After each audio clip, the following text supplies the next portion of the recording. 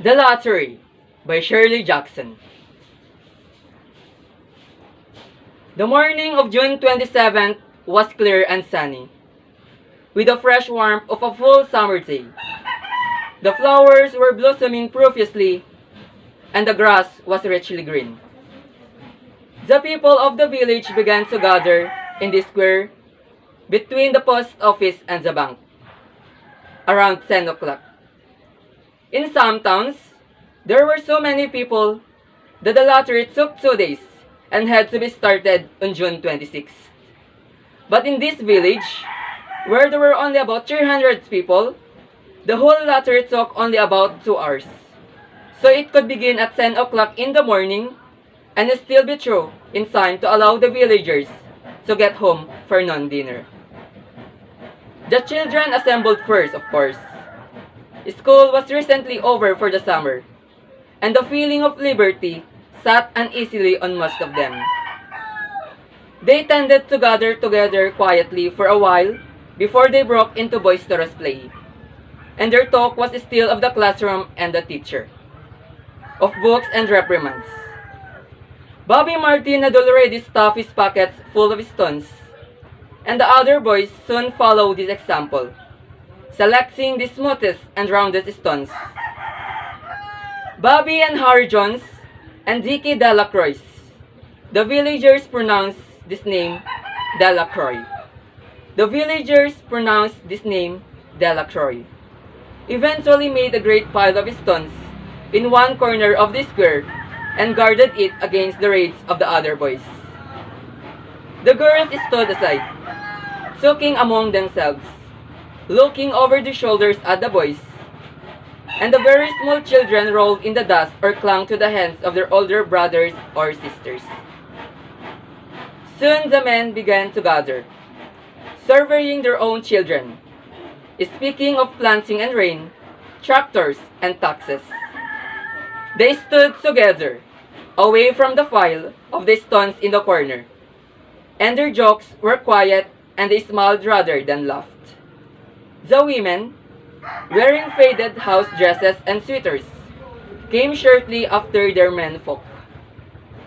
They greeted one another and exchanged bits of gossip as they went to join their husbands.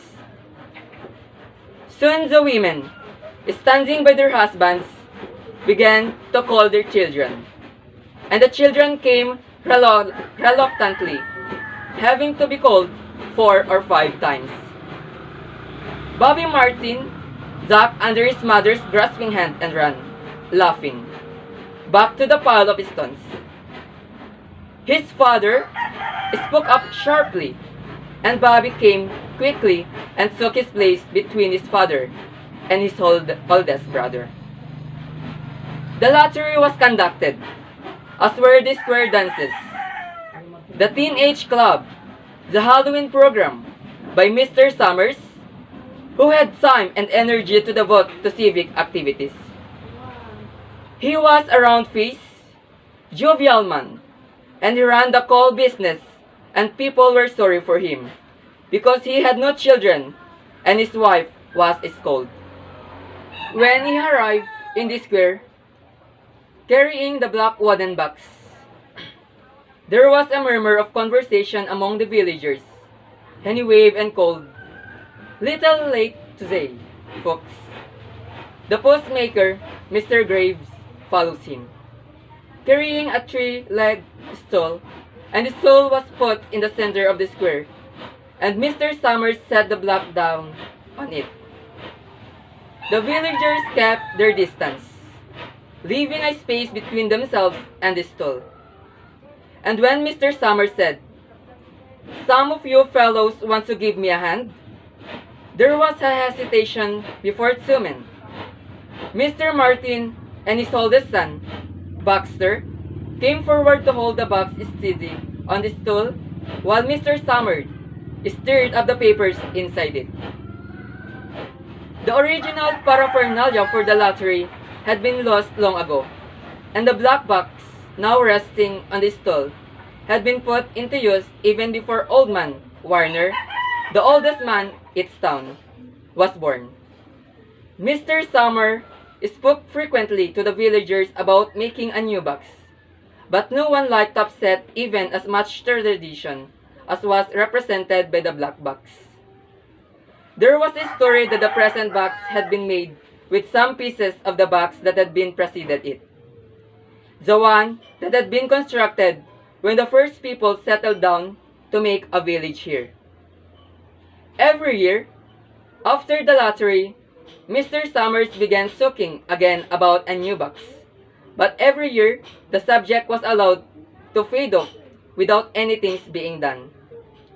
The black box grew shabbier each year.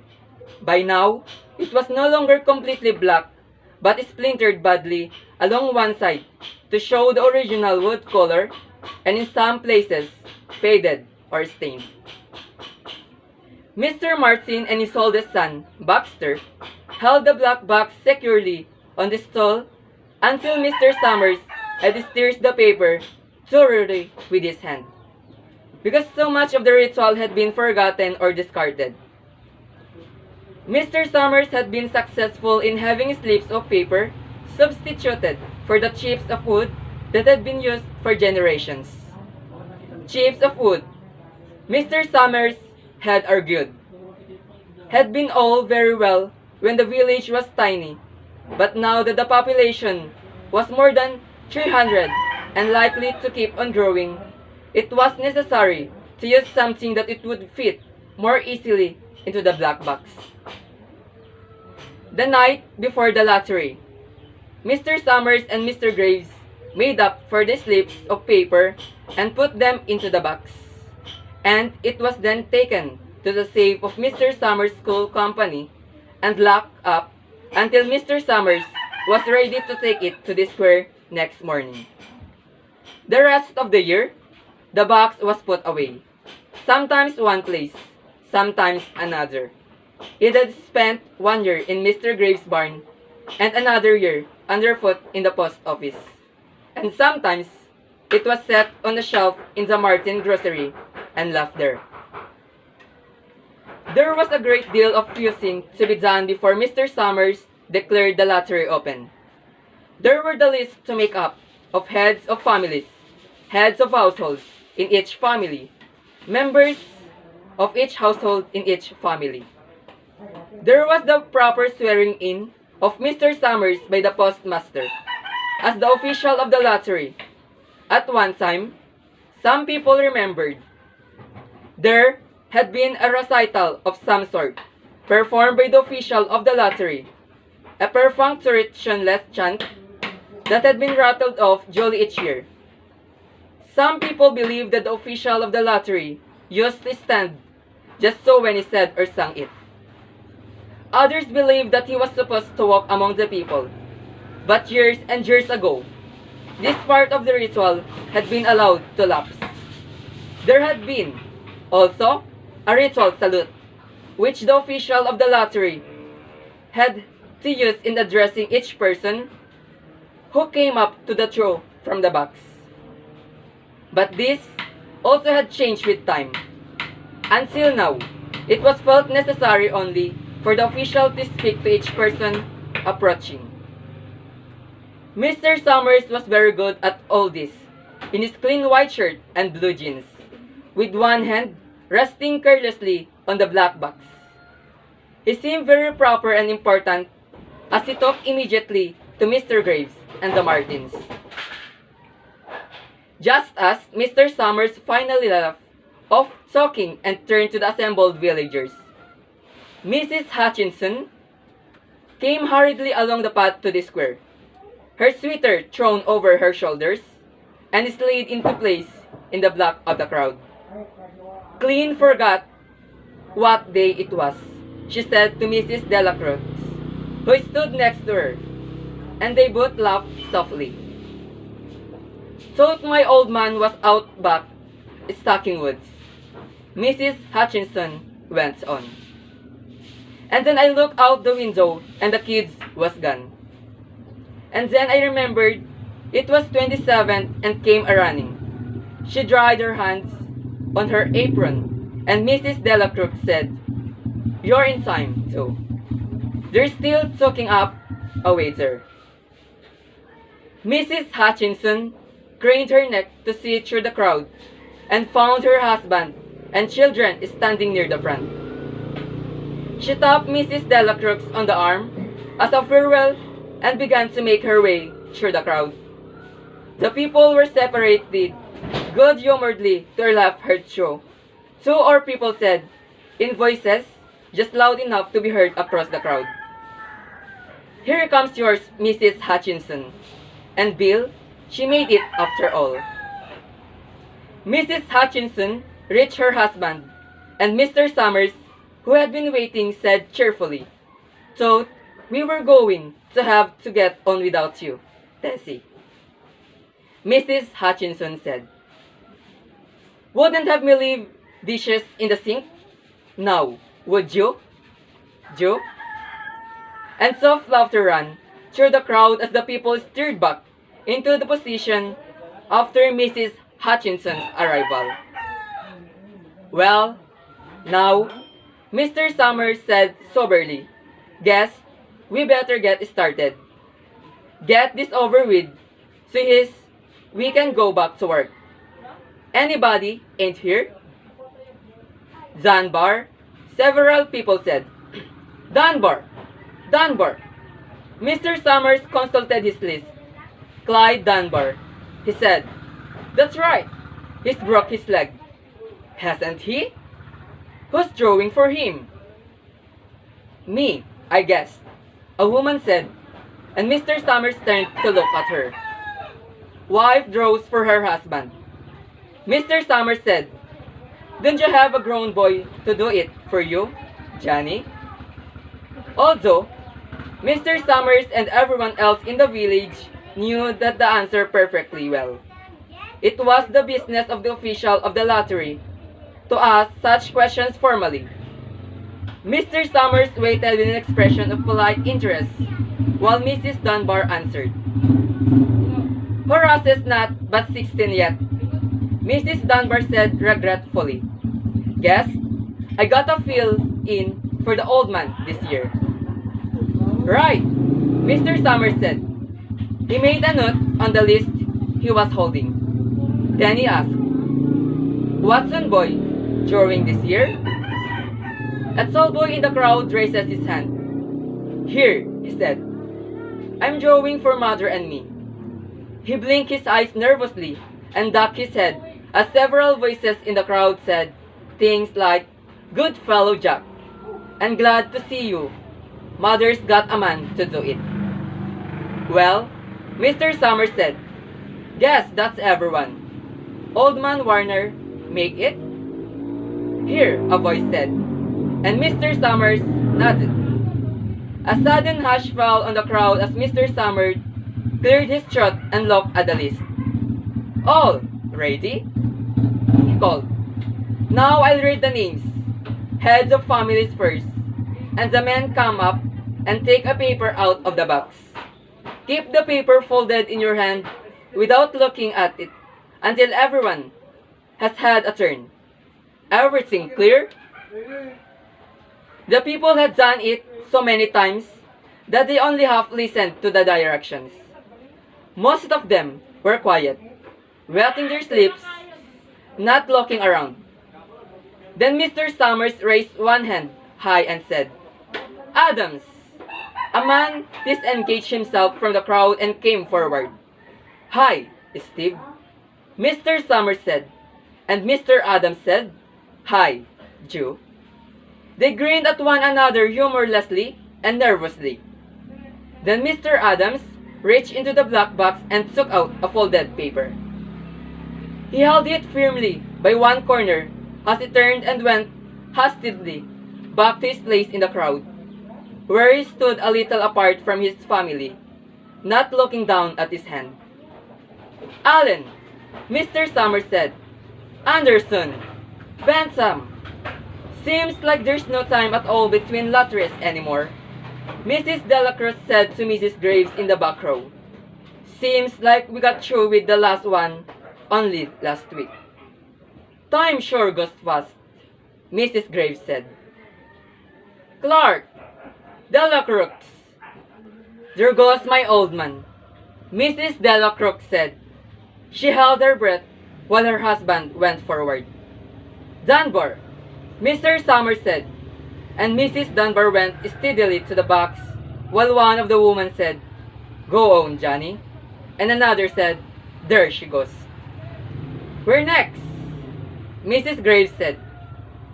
She watched while Mr. Graves came around from the side of the box, greeted Mr. Summers gravely, and selected a slip of paper from the box. By now, all through the crowd there were men holding these small folded papers in their large hands, turning them over and over nervously. Mrs. Dunbar and her two sons stood together, Mrs. Dunbar holding the slip of paper. "Herbert! Hutchinson! Get up there!" "Bill," Mrs. Hutchinson said, and the people near her laughed. "Johns, they do say," Mr. Adams said to Old Man Warner, who stood next to him, "that over in the North Village they're talking of giving up the lottery." Old Man Warner snorted. "Pack of crazy fools," he said. "Listening to the young folks, nothing's good enough for them. Next thing you know, they'll be wanting to go back to living in caves. Nobody work anymore. Live that way for a while." Used to be a saying about the lottery in June, corned beef Heavison. First thing you know, we'd all be eating stewed chickweed and acorns. "There's always been a lottery," he added petulantly, bad enough to see young Joe Summers up there joking with everybody. "Some places have already quit lotteries," Mrs. Adams said. "Nothing but trouble in that," Old Man Warner said stoutly. "Pack of young fools." Martin and Bobby Martin watched his father go forward. "Over Dyke, Percy." "I wish they'd hurry," Mrs. Dunbar said to her older son. "I wish they'd hurry." "They're almost through," her son said. "You get ready to run, Saldad," Mrs. Dunbar said. Mr. Summers called his own name and then stepped forward precisely and selected a slip from the box. Then he called Warner. "77th year I've been in the lottery," Old Man Warner said as he went through the crowd. "77th time." "Watson!" The tool boy came awkwardly through the crowd. Someone said, "Don't be nervous, Jack." And Mr. Summers said, "Take your time, son." "Zanini." After that, there was a long pause, a breathless pause, until Mr. Summers, holding his slip of paper in the air, said, "All right, fellows." For a minute, no one moved, and then all these slips of paper were opened. Suddenly, all the women began to speak at once, saying, "Who is it? Who's got it? Is it the Dunbars? Is it the Watsons?" Then the voices began to say, "It's Hutchinson. It's Bill. Bill Hutchinson's got it." "Go tell your father," Mrs. Dunbar said to her older son. People began to look around to see the Hutchinsons. Bill Hutchinson was standing quiet, staring down at the paper in his hand. Suddenly, Tessie Hutchinson shouted to Mr. Summers, "You didn't give him time enough to take any paper he wanted. I saw you. It wasn't fair." "Be a good sport, Tessie," Mrs. Delacroix called, and Mrs. Graves said, "All of us took the same chance." "Shut up, Tessie," Bill Hutchinson said. "Well, everyone," Mr. Summers said, "that was done pretty fast, and now we've got to be hurrying a little more to get done in time." He consulted his next list. "Bill," he said, "you draw for the Hutchinson family." You got any other households in the Hutchinsons? There's Don and Eva. Mrs. Hutchinson yelled. Make them take their chance. Daughters draw with their husband families. Tessie. Mr. Summers said gently. You know that as well as anyone else. It wasn't fair, Tessie said. I guess not, Joe. Bill Hutchinson said regretfully. My daughter draws with her husband's family. That's only fair. And I've got no other family except the kids. Then, as far as drawing for families is concerned, it's you, Mr. Summers said in explanation. And as far as drawing for household is concerned, that's you, too, right? Right, Bill Hutchinson said. How many kids, Bill? Mr. Summers asked formally. 3, Bill Hutchinson said. There's Bill Jr., and Nancy, and little Dave, and Tessie and me. All right, then, Mr. Summers said. Hurry, you got their tickets back? Mr. Graves nodded and held up the slips of paper. Put them in the box. Then, Mr. Summers directed. Take Bill's and put in it. I think we ought to start over, Mrs. Hutchinson said as quietly as she could. I tell you, it wasn't fair. You didn't give him time enough to choose. Everybody saw that. Mr. Graves had selected the 5 slips and put them in the box. And he dropped all the papers but those onto the ground, where the breeze caught them and lifted them off. Listen, everybody, Mrs. Hutchinson was saying to the people around her. Ready? Bill? Mr. Summers asked, and Bill Hutchinson, with one quick glance around at his wife and children, nodded.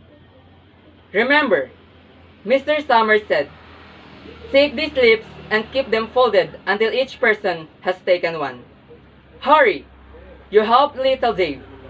Mr. Graves talked to the hand of the little boy, who came willingly with him up to the box. Take a paper out of the box, Davy, Mr. Summers said. Davy put his hand into the box and laughed.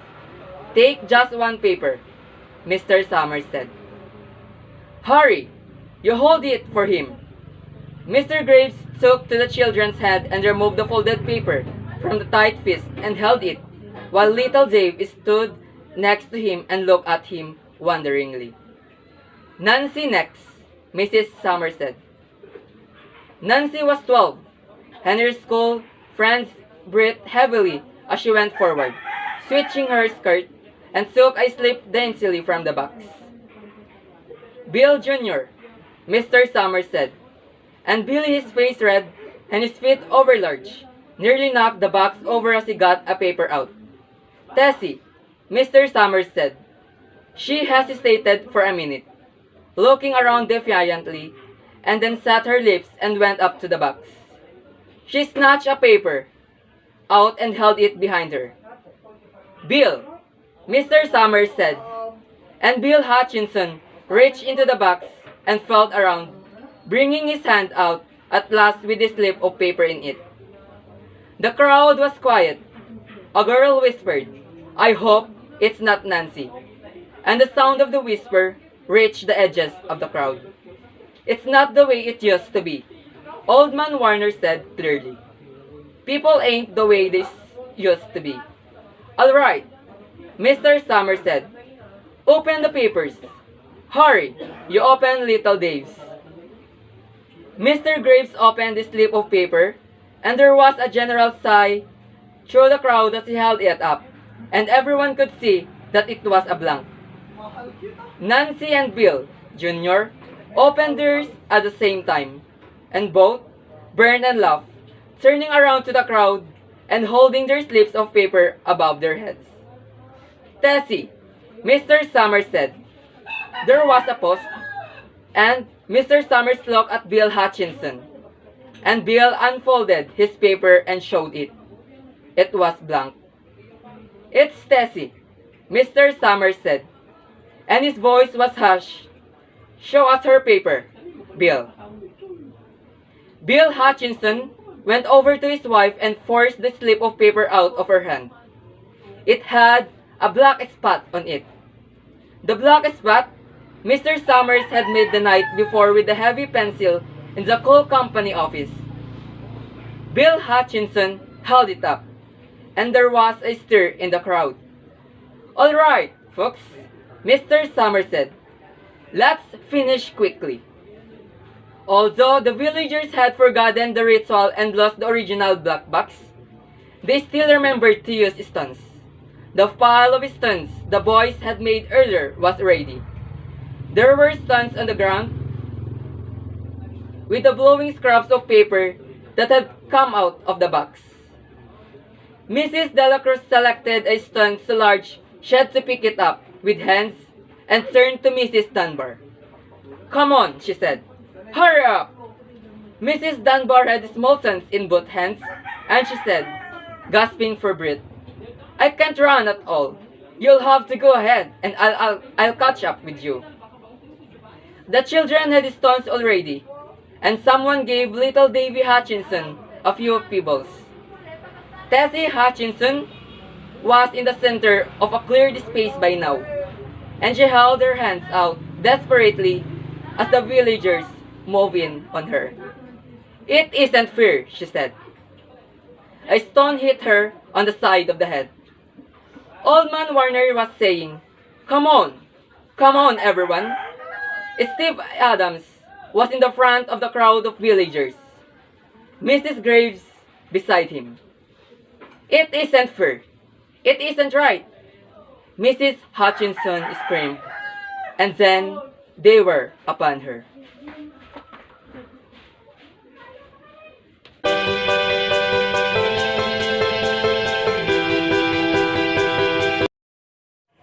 I want to take this opportunity, Ma'am, to thank you for all the knowledge that you've shared to us, the BEd through A. Pagyamanan mi unay amin, Ma'am.